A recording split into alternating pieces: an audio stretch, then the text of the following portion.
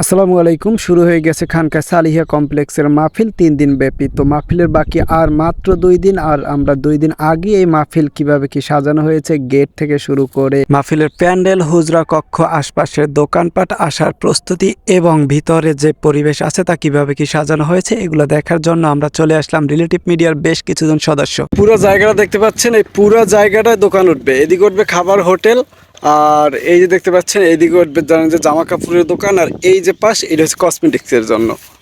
এটা কসমেটিক্সের জন্য এই জায়গাগুলো চাষাবাদ করা হয় নাই, কারণ এগুলোকে ভাড়া দেওয়া হয় দোকানের কাছে, যাতে চাষ করে যে অর্থ পাওয়া যায় তার থেকে মোটামুটি ভালো একটা মোটা অঙ্কের অর্থ পাওয়া যায়। সেই জন্য এই জায়গাটাকে চাষ করা হয় না, এই জায়গাটা দোকান ভাড়া দেওয়ার জন্য রেখে দেওয়া হয় বছরে 3 দিন। দোকানের পট্টি থেকে আমরা যাচ্ছি সরাসরি খানকার ভিতরের দিকে। তো খানকার ভিতর থেকে এই পাশে আসার জন্য মাঝখানে একটি ছোট্ট খাল, সেটা আপনারা দেখতে পাচ্ছেন। এখন আমরা যাচ্ছি সরাসরি খানকার ভিতরে, মেইন গেট দিয়ে প্রবেশ করবো আমরা খানকার ভিতরের দিকে। এইটা হচ্ছে খানকার মেইন গেট, আর মেইন গেটের পাশ দিয়ে কিন্তু বয়ে গেছে একেবারে মেইন সড়ক। এটা হচ্ছে এদিকে গেছে পটুয়াখালী, আর এইদিকে হচ্ছে আমতলী। আর এখন আমরা যাচ্ছি সরাসরি মেইন গেট দিয়ে খানকার ভিতরের দিকে। সাথে থাকলে দেখতে পারবেন খানকার ভিতরে কত বিশাল আয়োজন করা হয়েছে অতিথিদের আসার জন্য। তো আপনারা আমাদের সাথেই থাকুন আর দেখতে থাকুন কোথায় নিয়ে যাচ্ছি আপনাদেরকে।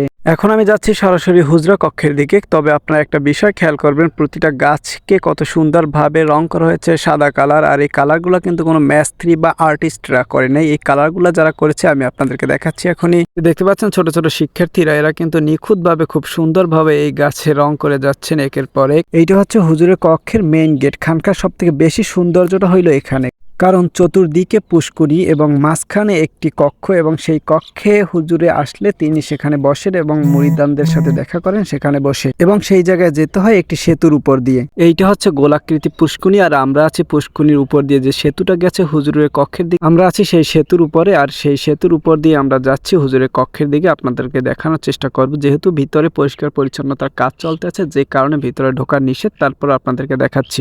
মাশাআল্লাহ, কক্ষটাকে অনেক সুন্দর লাগতেছে। এখানে পীর সাহেব আসলে ওই যে গদিটা দেখতে পাচ্ছেন ওইখানে বসে এবং তার মুরিদানদের সাথে দেখা করেন। তারপর এই সেতু দিয়ে মঞ্চে যান, আলোচনা করেন, সবার সাথে দেখা করেন।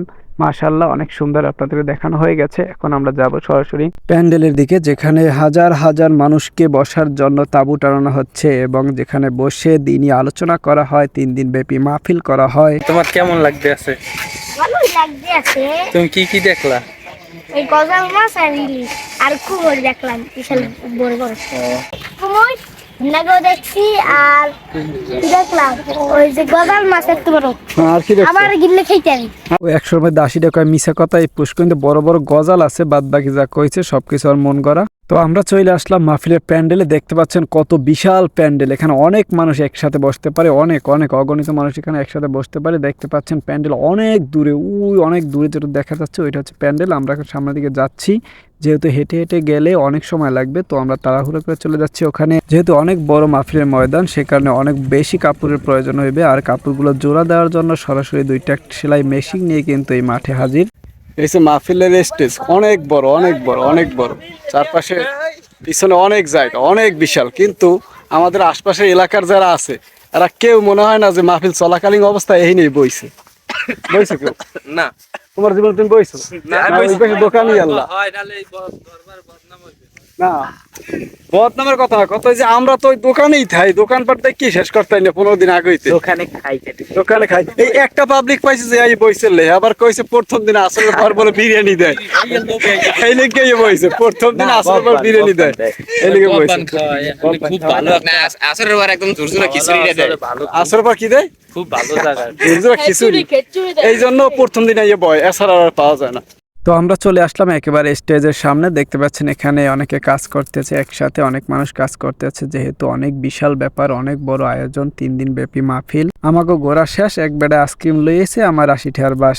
8 জন ছিলাম, 8 জনে 8টা আইসক্রিম কিনে খাইতে খাইতে বাড়ির দিকে রওনা দিলাম। আবার আপনাদের সাথে দেখা হইবে আমাদের নতুন আর একটা ভিডিওতে, অথবা এই খানকা চলাকালীন অবস্থায়, মাহফিল চলাকালীন অবস্থায় একটা ভিডিও আপনাদের সাথে শেয়ার করব। সবাই ভালো থাকবেন, সুস্থ থাকবেন, আল্লাহ হাফেজ। ও আরেকটা কথা বলতে ভুলে গেছি, সেইটা হইলো যারা খানকা আসবেন, খানকায় দেখবেন, মাহফিল শুনবেন, তাদের কাছে একটি অনুরোধ থাকবে। যেহেতু খানকার মেইন গেট হাইওয়ের পাশে, সেহেতু হাইওয়ের রাস্তা ক্রস করার সময় অবশ্যই সাবধানতার সাথে দেখে শুনে রাস্তা ক্রস করবেন, কারণ একটি দুর্ঘটনা সারা জীবনের কান্না।